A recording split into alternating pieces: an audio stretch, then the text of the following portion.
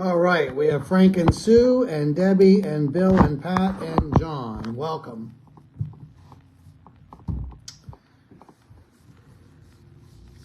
Happy Tuesday. Oh, goodness.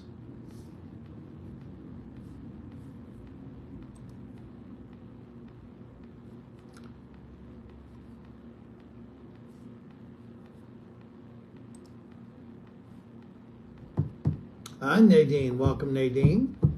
Certainly good to have you as well.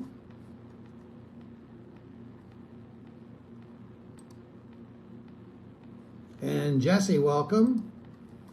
It's a kind of a chilly spring day here. I also have Sally and John and Gary and Paul and Shirley. Welcome. Kind of a chilly spring day. 40-some degrees. It's sunny, sort of. Yeah.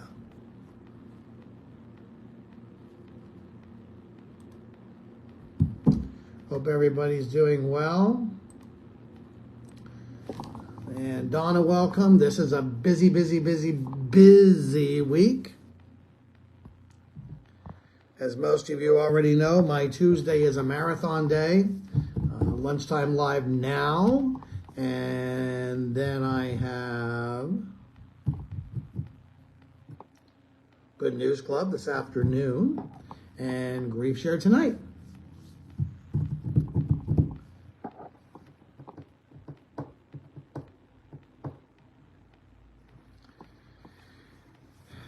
We have today and next Tuesday and the following Tuesday, and then Good News Club is done for the season.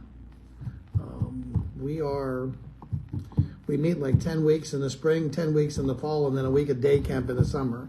So, yeah, we're just a couple more weeks and we're done for the spring semester of Good News Clubs.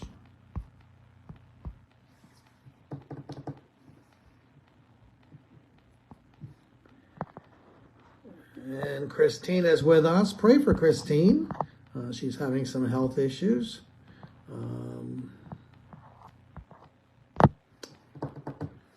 Yeah.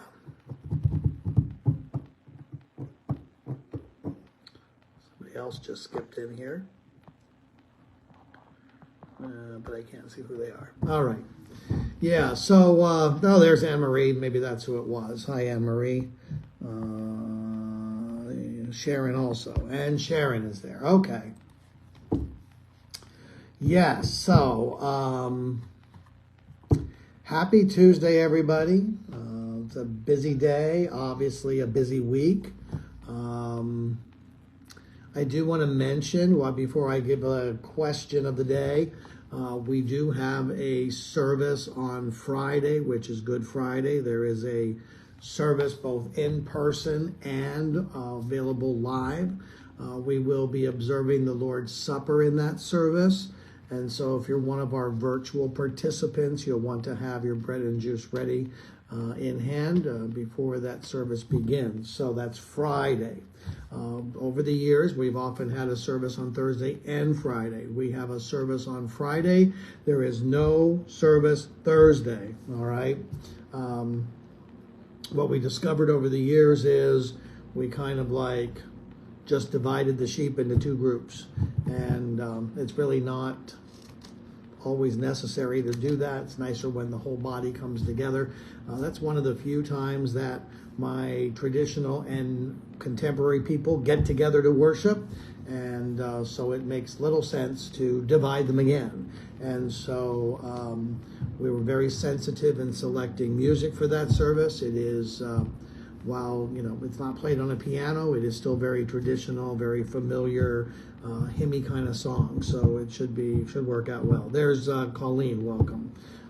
And Sharon is driving. So Sharon, when we pray, don't close your eyes, okay? Just saying. Keep your eyes open when you're praying. God will forgive you for that. Yeah, and don't try to fold your hands either. Keep them on the wheel, but it's all good. Glad you could join us. Somebody else is there. Gina's there also. Welcome. Great to have you as well. So, Yeah, so this is what is known traditionally. Oh, yeah, Marie, you're driving too. Well, same goes for you, okay? Hands on the wheel, eyes open, all right? Yeah. I haven't tried to do one of these while I'm driving yet. Oh, gosh. Maybe never. How's that sound? I would have to keep my eyes on the screen. That would be tough. I've done them from the car. Last year when Danette was going through all of her health problems, she had so many appointments and you know, like you take them when you can get them. And so there were times that, you know, she was in with a doctor or in the hospital having tests done, and I would go out to my car, and most of you would probably remember that. I would put my notes up on the steering wheel, and I would sit there and hold my phone, and I would do my lunchtime live in the car. But I was in park, and the engine was off. And so, yeah. Anyway, you know, you do what you got to do when you got to do it, right? So, while we're waiting for people to join in, I have a question that's pretty relevant to our study. If the doctor gave you a diagnosis and said, you have 1 week left to live, what is it you would do? Okay, what would you do? 1 week left, what would you do? Assuming you're well enough to do whatever, okay? What would you do? Our study this week is Jesus' final week, taking a look at his last week of ministry here on earth. And we're going to see what he did. But what would you do? What would you do if doctor says, hey, you know, sorry about your luck, man, but you've got 7 days left. What would you do? I would hope your doctor has a better bedside manner than that. Yeah. Pray and spend time with family. There you go, Debbie. Spend every moment with your family. There you go. You know, I'm pretty sure nobody's going to say, try to get all my work done. Pray and spend time with your family from the Dodsons. Spend every minute with your wife and kids. There you go, Jesse. See all your family and friends. Say goodbye. See and spend time with as many family and friends as possible. Try to get your whole family together before you pass away. There you go. So, you know, like, get together with family, then go to every dirt track race that you could. There you go, Gary. Yeah, Gary's going out with the with the pedal to the metal, right? I think everybody would want to spend more time with family and some time with God, praying about it all. Jean, welcome. Good to have you. I don't think anybody's going to say, man, I got to get my work done. I don't know anybody that comes to the end of their life and says, man, I just wish I would have worked more hours, right? Doesn't happen, okay? I think, you know, in my particular case, and I'm a workaholic by nature, I've always been, but in my particular case, there might be some things in, you know, that are quote unquote work related or ministry related that I want to accomplish. Yeah, Nadine, what was Nadine's answer? Try to get your family together before you pass away. Okay, got it. All right. Yeah, Sharon wants a family reunion. All right. Yeah. And there's there are those kinds of things that we would do. Yeah, that's who we are, right? We want to spend time with our wives, our husbands, our family, or whoever. Pat says, do a Bible study on the verse, well done, good and faithful servant. Well, that would be a good devotional reading, something to dig into, give you some hope, knowing and believing that those will be words you will hear. The question is, Gene, if you went to the doctor today and the doctor said, sorry about your luck, you've got 7 more days to live, what is it you would do? What would you do? I think there's another thing I would do is I would eat all the sugar I could. I'm going to die anyway, right?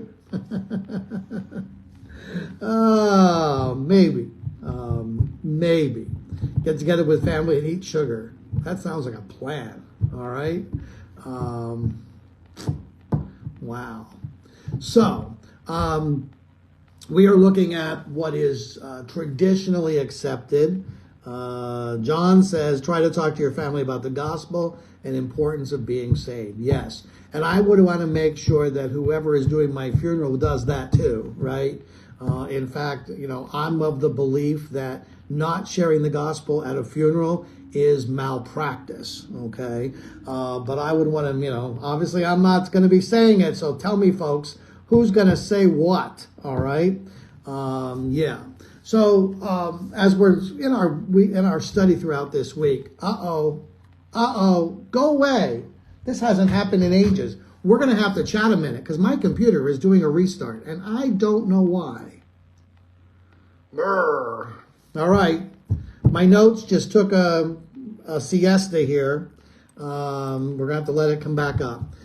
Gene says, try to heal all the hurts and bring the family together and ask them if they're ready to meet God. Yes. So you're going to have to wait for my computer to come up. Untimely stuff, right? You hear that noise? I have one son, his name is Joel, that growls. You know who he got that from? And, actually I have three sons, but my one son, Joel, our second oldest son, as a kid, he would growl. He still growls. And funniest thing, our youngest granddaughter, who happens to be his daughter, her name is Emerald, she's going to be 4 in May. She also growls when something goes, yeah. And I just had a revelation that probably got it from me because I just growled. Anyway, hopefully this is going to be quick. All right, looks like it's going to be. Yeah, I don't know. It was a weird thing. I had no warning. Blip. Everything just went shutting down. Shutting down, folks. Yeah, well, I don't have it printed, so we're going to have to wait a second here. Anybody else want to answer that question? If you knew this was your final week on Earth, doctor said, yeah, sorry guys, got 7 more days. What is it you would do? Tells me I do know what my password is. Don't tell me I don't know. Sigh a lot. Yeah. That's Danette size. Apparently I growl. That's all right. Okay, we're coming back up here. So Jesus, obviously, being the Son of God, your computer does the same thing. Always when you're doing something important, yes. That's why you have to hit that save button a lot, okay? Just making sure everything is secure, right? Several weeks ago, I had probably a sermon about 85% done, and I had no reason to believe that it was going anywhere. I wasn't leaving my office, and my computer did that, and it did save probably only about a quarter of what I had done. Thankfully, it was all still here, and I was able to get most of it back on paper. I'm trusting that maybe the second draft was better than the first. But it's scary when stuff like that happens. Yeah. So anyway, we're on Jesus' final week. Obviously, being the Son of God, being all-knowing, omniscient, he knew everything that was going to happen to him that week. I'm going to share from what we believe is a biblical chronology. Not everything is written in chronological order.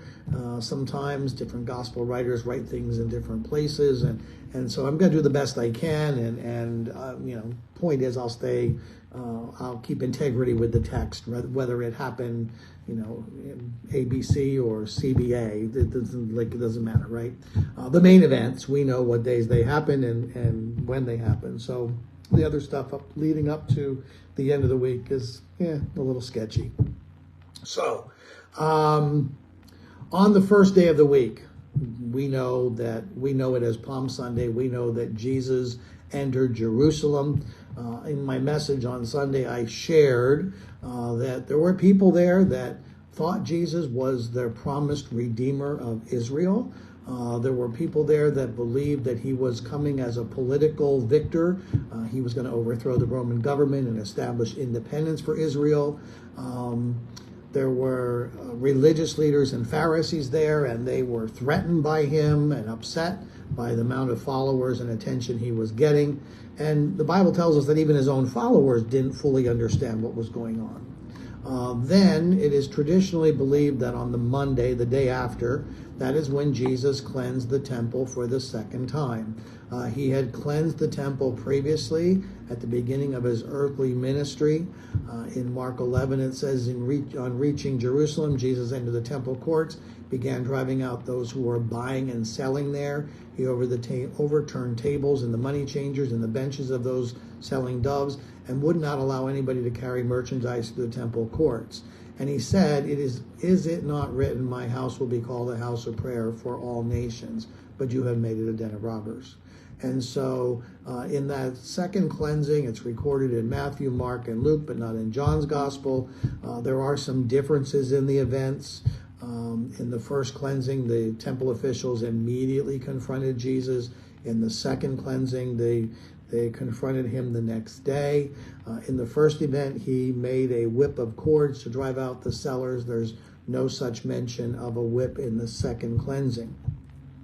And so the first one was right at the beginning of his public ministry. The second one was just after his triumphal entry into Jerusalem. So they kind of stand as bookends. Both times, however, there was a similarity in that it was near the time of Passover. Passover was the time that faithful Jews would come to Jerusalem to celebrate God's redemption of his people from Egypt. And so Jesus cleansed that temple for a couple of reasons. First of all, the money changers were there at the temple and they were profiting from convenience. You know, today, if we need something and stores are closed, we'll go to what do we call a convenience store. Things are not generally inexpensive there. They charge a little bit more because it's a convenience, right? And so Jewish law required that a temple tax of a half shekel was paid. And so as people came to offer sacrifices, they paid their taxes. And this temple tax was used for the upkeep and maintenance of the temple. Law required that they were paid with a Jewish coin. So foreign coins that had an image of a pagan emperor had to be exchanged to be the acceptable coins. Makes sense, right? However, the money changers exchanged those coins, but they had a quote-unquote convenience fee. They charged an exorbitant profit on that. In addition, the Old Testament law required doves or pigeons or animals as sacrifices. Depending where you were traveling from, it was kind of difficult to bring your sacrificial lamb on the nearest airline, right? So wherever you were coming from, it was difficult. I mean, certainly they didn't have airlines, but, you know, however they traveled, it was difficult to bring all of that with you as well. And so it was possible to buy the sacrifices that were needed right there at the temple. However, it became the custom that these sacrifices are temple approved and your sacrifices aren't good enough. Oh, by the way, the sacrifices that are approved are expensive, okay? They are not on sale. So Jesus overturned the tables of the money changers and those who were selling these sacrifices. And he quoted from both Isaiah and Jeremiah when he said, "Is it not written, my house will be called a house of prayer for all nations, but you have made it a den of robbers." He also says in Isaiah 5:7, "These I will bring to my holy mountain and give them joy in my house of prayer," referring to the temple as a house of prayer. So a den of thieves is also from Jeremiah, in Jeremiah 7, which it says, "Has this house which bears my name become a den of robbers to you?" So Jesus takes these two portions of scripture from the Old Testament, both from Isaiah and from Jeremiah, and he combines them together, and he condemns what was going on there. They were guilty of going through the motions as they practiced their religion. They were guilty of taking advantage of people, even who were there to sincerely worship the Lord and observe the Passover.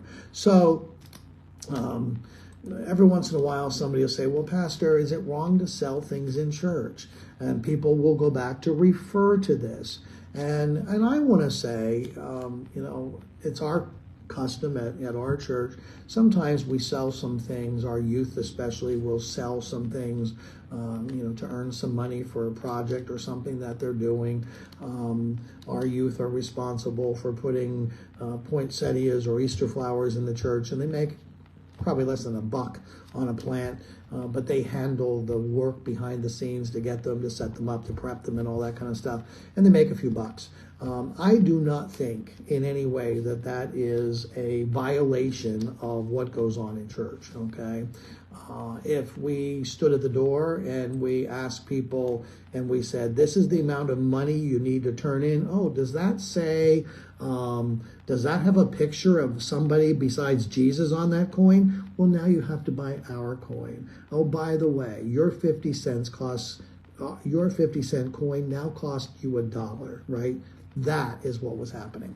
So the money changers, they were taking advantage. Those who were selling sacrifices were taking advantage. They were guilty of extortion and exploitation. And because of that, Jesus was filled with righteous anger. He overturned the tables and he threw them out. He said they took the temple, which was a house of prayer, and turned it into a den of thieves. Another major event that happened in that week following Palm Sunday was that Jesus cursed a fig tree. That's found in Matthew 21. It says, early in the morning, as Jesus was on his way back to the city, he was hungry. Seeing a fig tree by the road, he went up to it and found nothing on it except leaves. Then he said to it, may you never bear fruit again. And immediately the tree withered. His disciples saw this and were amazed, and they said, how could a fig tree wither so quickly? And Jesus said this, truly I tell you, if you have faith and do not doubt, not only can you do what was done to this fig tree, but you can also say to this mountain, go and throw yourself into the sea, and it will be done. If you believe, you will receive whatever you ask for in prayer. So Jesus was on his way to Jerusalem. He had previously been at Bethany. While he was on his way, he was hungry. He saw a fig tree, and he thought, I think I'm going to have some figs for breakfast. And coming up to the tree, he found there was no figs on that tree. And he said, may no fruit ever come from you again. So the disciples wondered, why would he do that? So remember that Jesus was a master teacher. Jesus often used common, ordinary things, a grapevine, a fig tree, to illustrate spiritual truth. And so why would Jesus use a fig tree? Again, it was an ordinary, something ordinary that people would have been familiar with. The fruit of the tree would generally appear before the leaves. And because the fruit is green, it blends in with the leaves right up until the time it's almost ripe. So when Jesus saw from a distance that this tree had leaves, he would have expected it to have fruit, yet there was none. Now, many theologians would tell us that when the scriptures talk about the fig tree in this kind of context, they're speaking about Israel, thought to represent the spiritual condition of Israel. Jesus was marking the days leading to his crucifixion. He was aware of the rejection of his people, and he knew that he was going to be rejected by his own. Entering the temple was a glaring example of the spiritual condition of people. It was no longer focused on God. It was focused on money-making, racketeering, right? It was a corrupt business of extortion. People were being taken advantage of. The people had drifted far from their spiritual roots as God's chosen people. The temple was corrupted. Spiritual condition of people was conflicted. And Jesus used these to demonstrate that this is what it means to have an appearance of godliness, but be absent from the truth. In Matthew 15, Jesus said, "You hypocrites, Isaiah was right when he prophesied about you. These people honor me with their lips, but their hearts are far from me. They worship me in vain. Their teachings are merely human rules." And that was indeed the spiritual condition even of the spiritual leaders of that day. And so Jesus pointed out these things. Obviously, it was important. Remember the initial question. If you knew that you had 7 days left, what would you do? Well, Jesus certainly knew what his life was. He knew that he would be crucified later that week. He also knew that he would rise in victory.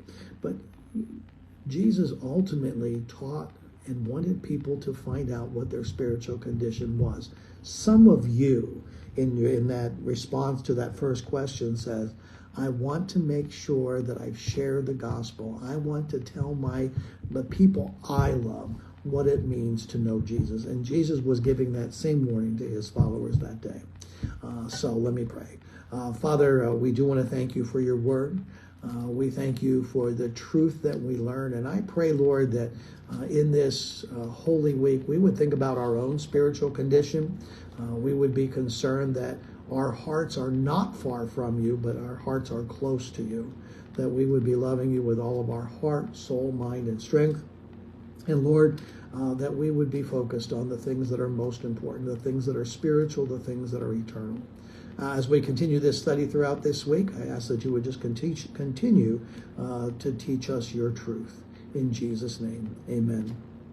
All right, friends, I certainly am glad that you are with us today. I hope this is all familiar stuff, ever familiar. So it sometimes seems like, what can we get from this? But I trust that we're learning together this week, even though the events are so familiar to us. I look forward to sharing with you again tomorrow at 12:30 p.m. In the meantime, take care, be safe, and God bless. Have a great day, everybody.